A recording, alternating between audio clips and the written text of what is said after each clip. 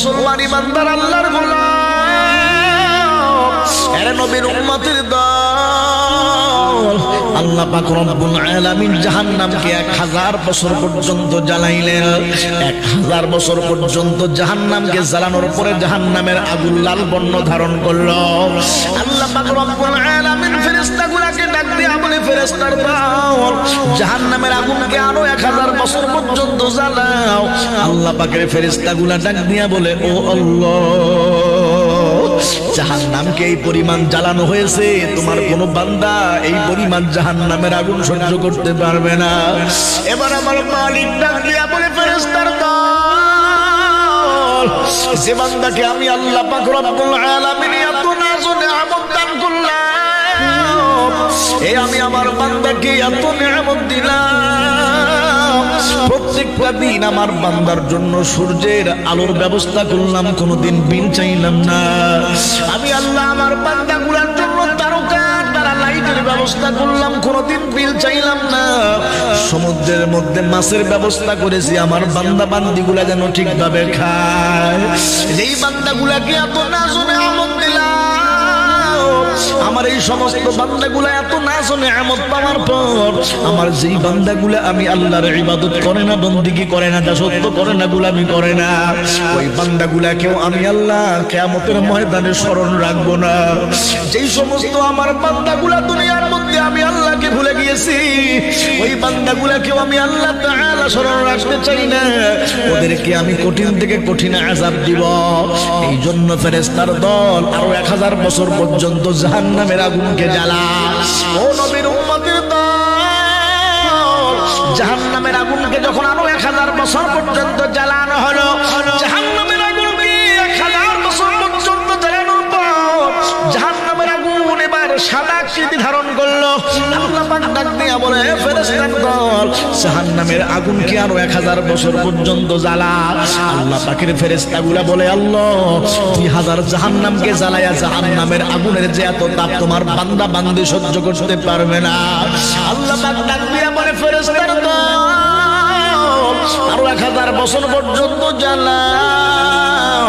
আল্লাহ পাকের অর্ডার পাওয়ার পর আরো 1000 বছর পর্যন্ত যখন জ্বালানো হলো, জাহান্নামের আগুন এবার কালো আকৃতি ধারণ করলো। বর্তমান জাহান্নামের আগুন কিন্তু অত্যন্ত কালো। বলে, জাহান্নামের আগুন এত কালো, এক জাহান্নামী আর এক জাহান্নামীকে পর্যন্ত দেখতে পায় না। এ মুসলমান ইমানদার আল্লাহর গোলাম, ওই সাহাবী ডাক দিয়া বলে, পয়গম্বর, আমি আল্লাহর কাছে একটা দোয়া করেছি, আল্লাহ, আমি যদি জাহান্নামে যাই, জাহান্নামের আগুন কিন্তু আমি সহ্য করব না। আমি আল্লাহকে বলেছিলাম, রে মালিক, তোমার পয়গম্বরের জবান থেকে শুনেছি ওই কবরের আযাব বড় ভয়ঙ্কর।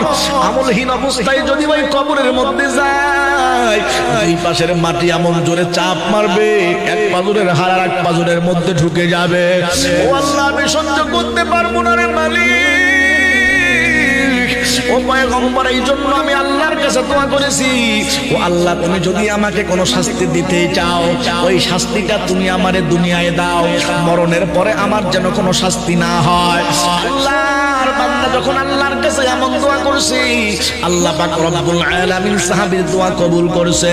ওই সাহাবী কঙ্কালের মতো চেহারা হয়ে গেল, পাখির মতো চেহারা হয়ে গেল, কেমন জানি তার দোয়া কবুল হয়ে গেছে। আখিরাতের সাজা দুনিয়ার মধ্যেই পাওয়া শুরু হয়ে গেছে।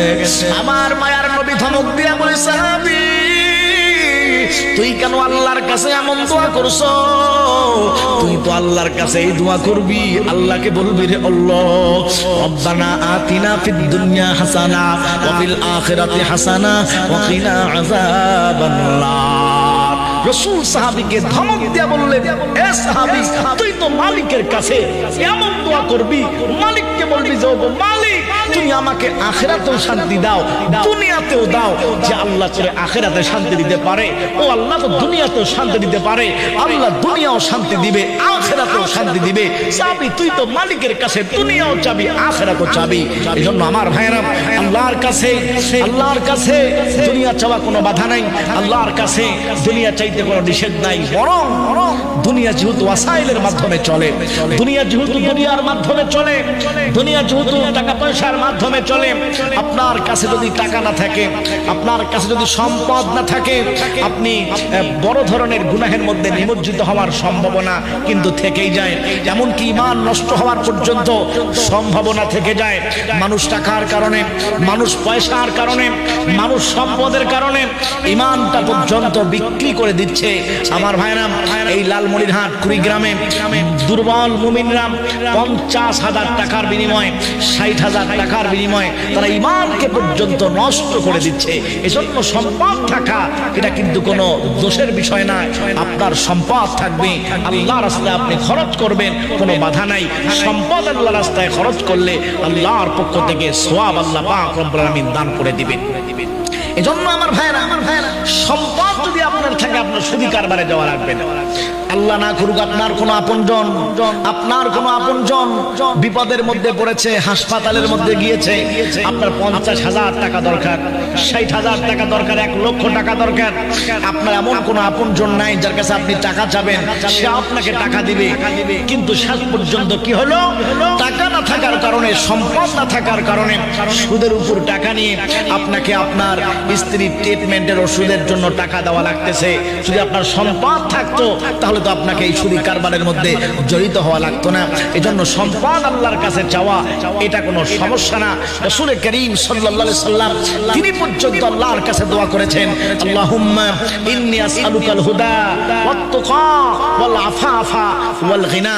রাসূল করিম আল্লাহর কাছে দোয়া করেছেন যে আল্লাহ, তোমার কাছে আমি তাওয়াঙ্গারি চাই, তোমার কাছে আমি সম্পদ চাই, এমন সম্পদ তুমি আমাকে দাও যাতে করে মানুষের মুখাপেক্ষী না হতে হয়।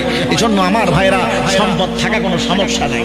এজন্য এই সাহাবী রাসূল করিম সাল্লাল্লাহু আলাইহি ওয়াসাল্লামের কাছে আসলেন, এসে বললেন, ইয়া রাসূলুল্লাহ, আমার জন্য সম্পদ হয়, আমার জন্য টাকা হয়, আমার সম্পদে যেন বরকত হয়, একটা আমল আপনি আমাকে বলে দেন। রাসূল করিম সাল্লাল্লাহু আলাইহি ওয়াসাল্লাম তখন ওই সাহাবীকে এমন একটা আমল শিখায়া দিয়ে দিলেন। আল্লাহর পয়গম্বর যখন সাহাবীকে আমলটা শিখালেন, ওই সাহাবী পয়গম্বরের কথা মতো যখন আমল শুরু করে দিলেন, আল্লাহ পাক রব্বুল আলামিন অল্প কিছুদিনের মধ্যে ওই সাহাবীকে টাকাওয়ালা, সম্পদওয়ালা বানায়া দিয়ে দিলেন। কয়েকদিন পর ওই সাহাবীর পয়গম্বরের সঙ্গে সাক্ষাৎ হয়ে গেল। আল্লাহর পয়গম্বর ডাক দিয়ে বলে, সাহাবী, তোমাকে যে একটা আমল আমি শিখিয়েছিলাম, তুমি কি আমলটা করেছো? ওই সাহাবী ডাক দিয়া বলে, পয়গম্বর, আপনি আমাকে আমল শিখিয়েছেন, আমি আমল করেছি, বলে কোনো লাভ হয়েছে কিনা?